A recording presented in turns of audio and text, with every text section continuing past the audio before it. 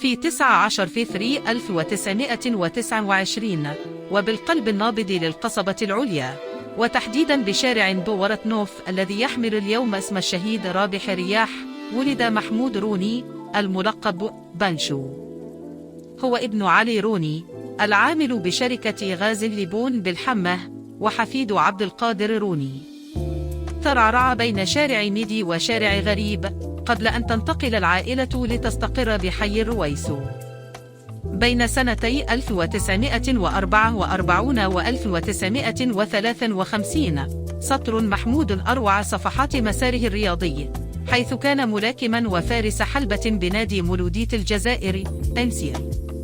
ل9 سنوات متتالية حمل الوان المولودية صاقلا جسده وروحه. كما مارس الملاكمة بنادي الأطفال الرياضي ببلكور، ولعب كرة القدم بنادي رائد شباب القباه وسيكا، لكن قلعه كان وسيبقى وفيا للمولودية. لكن حلقات الملاكمة لم تعد تكفي رجلا يصنع للمجد. كانت الثورة الجزائرية تدوي في كل مكان.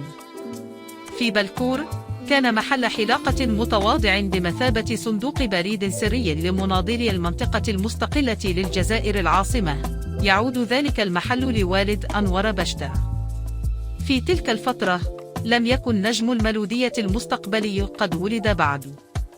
محمود بانشو لم يعرف الابن أبدا، لكنه عرف الأب.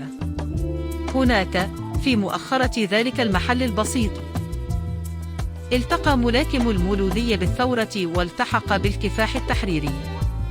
في عام 1958 غادر كل شيء وراءه والتحق بجبال الولاية الرابعة. انتهت مواجهات الحلبة، وبدأ المواجهة الأكبر من أجل الحرية. 3 سنوات صمد. في 1961 وبمنطقة حمام ملوان سقط محمود روني شهيدا في ميدان الشرف، مسجلا اسمه ضمن قائمة شهداء بلدية القبة. اليوم وبحي الرويسو يحمل شارع منفلوري اسمه شارع الشهيد روني محمود.